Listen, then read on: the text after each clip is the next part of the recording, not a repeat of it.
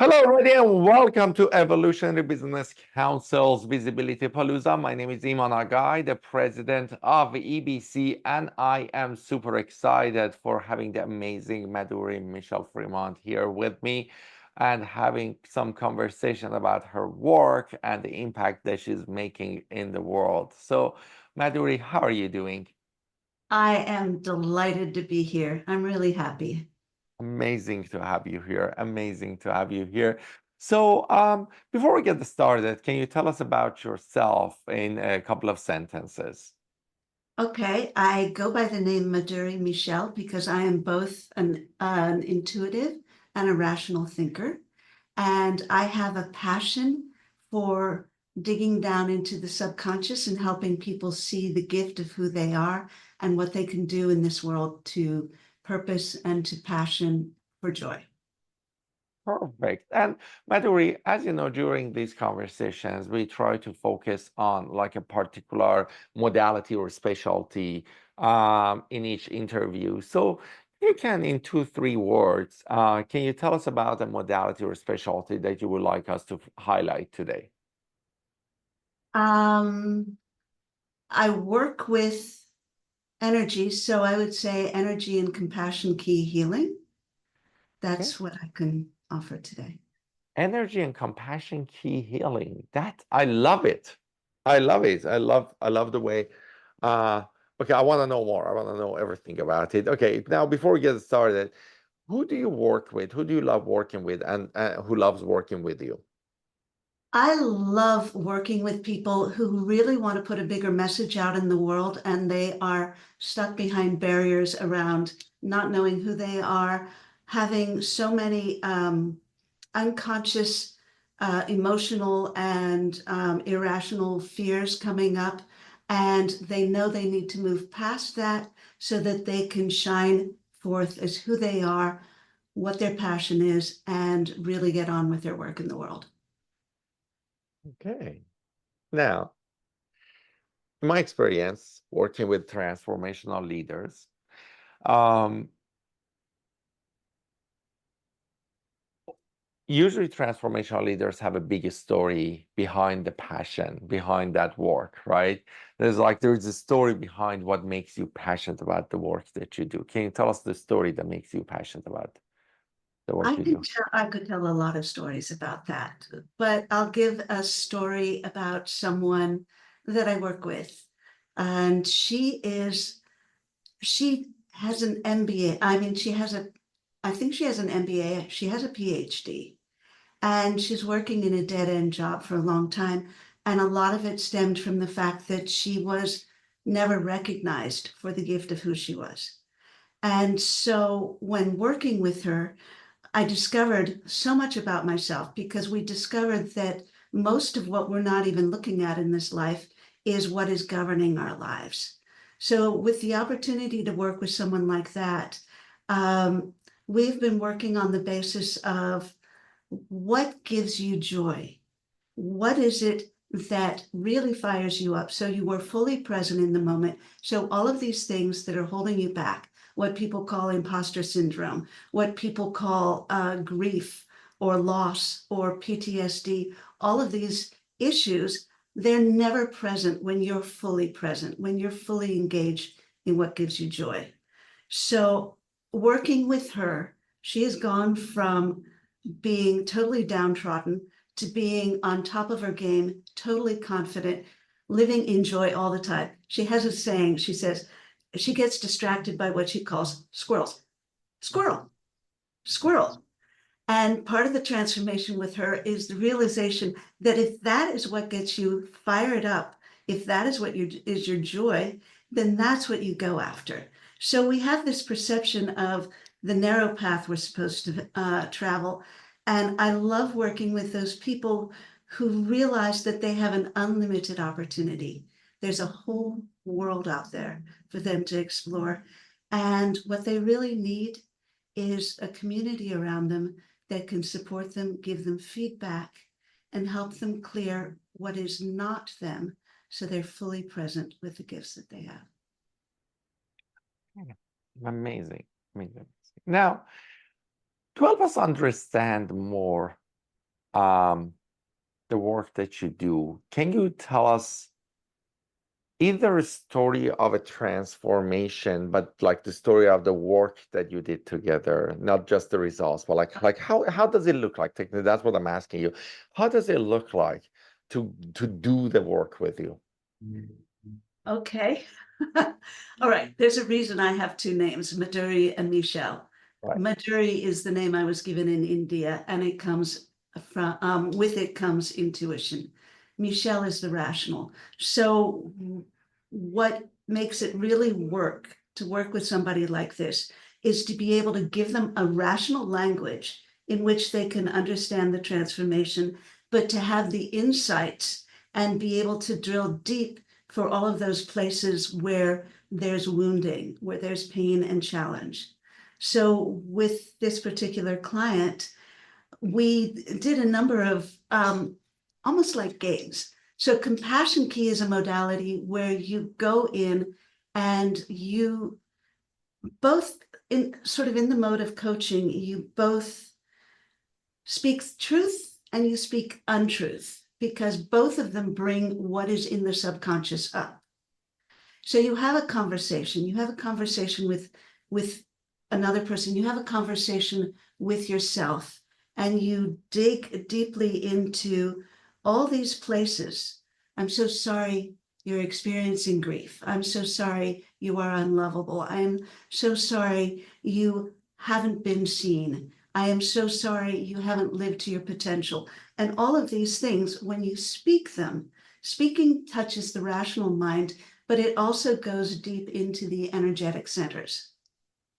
And when you do something like that, and you're in an energy field, because having traveled to India 5 times and being a natural empath and having energy flow, you can get very close to where someone's challenges are, and you can soften the edges of it.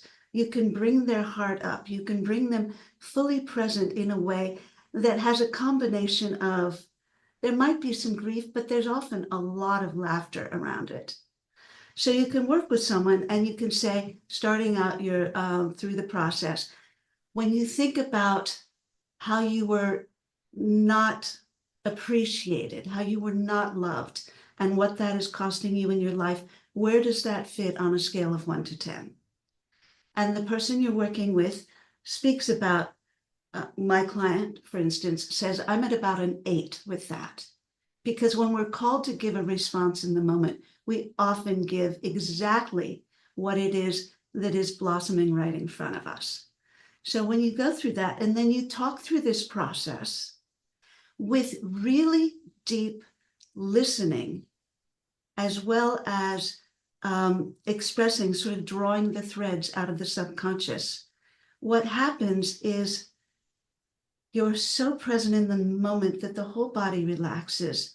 It's almost as though it all lifts out of you, sort of like the image behind you, Iman, all those sparkles behind you. It sort of lifts up. I've been told that when I put my hands out sometimes for healing work, gold particles come down. Well, in this process, it's more like these gold particles rise up. That's what gives you the light, that gives you the shine. So when you pull from the subconscious these fears, like for instance, for my client, she grew up in a family where, whether it's true or not, she always felt put down. She never felt recognized. She was taught she had to play piano, and it was never good enough. She had to show up on stage. It was never good enough. All of these places. And she developed a persona that was there to satisfy others, and she didn't have any sense of self. So when you go through this modality, what you do is you're speaking to that child within. And you're speaking from a place that's in the here and now and present, but it kind of goes, so you build a figure 8, it kind of goes through the eye of the needle and goes within, and then it brings up, almost like an hourglass that's traveling through. So I went through several months of this, and the experience that I had with it was these things that were heavy in me went away. So when I work with this particular client, we go back and forth. How do you feel now? What do you feel is left in there? Shall we go a little deeper? Shall we open it up? And invariably, we end with laughter. And from that place of laughter, she's an artist, a creator, a designer. All of her creativity comes up. And she comes back to me and she shows me what blossomed from that. What comes from the space when you clear the obstacles, when you clear what is not your true heart and soul, and really start to allow the light in and what is not yours to move out of you. So with this particular client, some of the things we played with is we put on her shoulder, the devil and the angel, the voice that's talking to you, bad mouthing, dissing you, and the voice that is laughing and helping you see yourself in the mirror. We started to break it out. This is you. This is not you. This is where you want to go. This is where you've already completed your work. Now it is only letting go of what is not serving, because all of you is fully intact and just waiting to come out. Okay. That's beautiful. That's beautiful. That's amazing. That's amazing. Madhuri, I'm going to ask you a question that's a tangent to my regular interviews, but can you tell us how a person should feel or what they want to achieve that suddenly they think, I need to contact Madhuri? Like, I'm experiencing this and I'm challenged with this, I'm frustrated with this, whatever it is, like what do they need to feel or what they want to achieve that they are like, I should contact Madhuri? I work with a client where she's not actually a client, she's a peer, but we go through this process.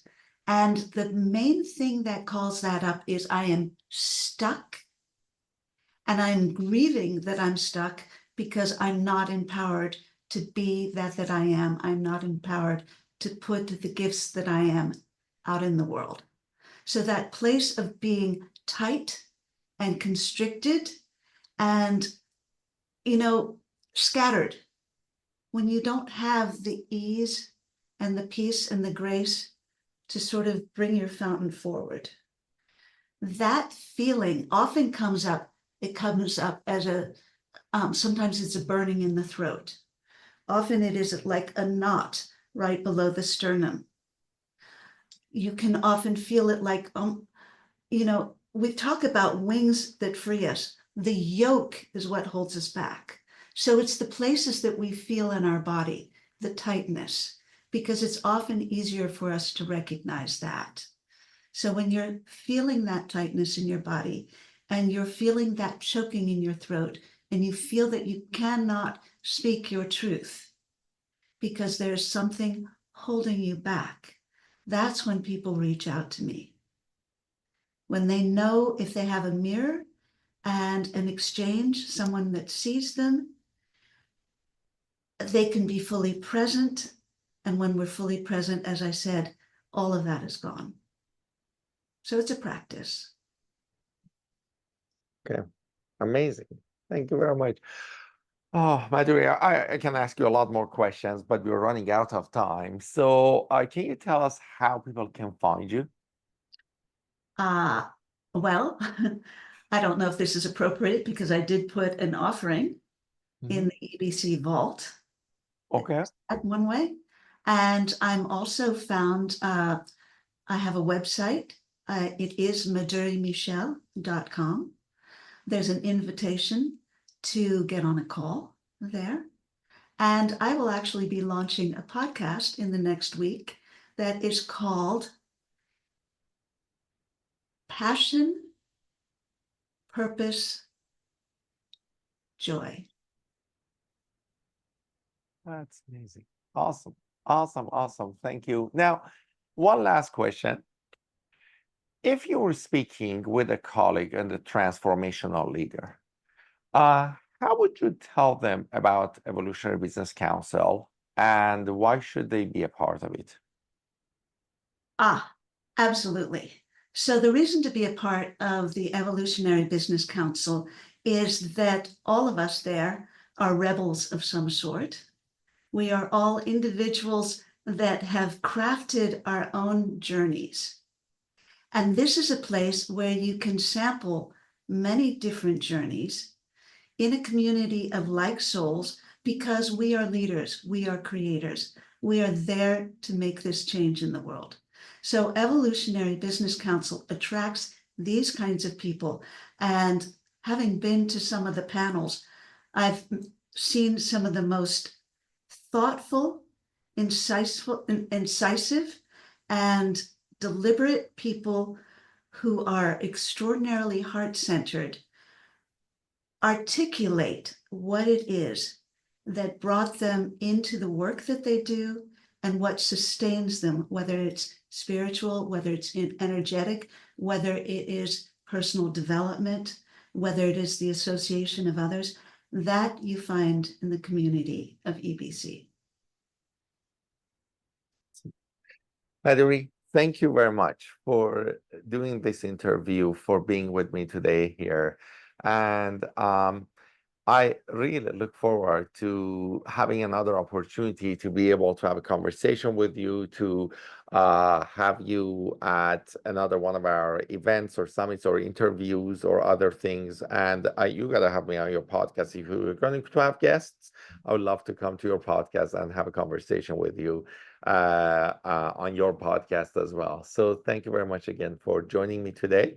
And I look forward to connecting more on so many other things. Thank you so much, Iman.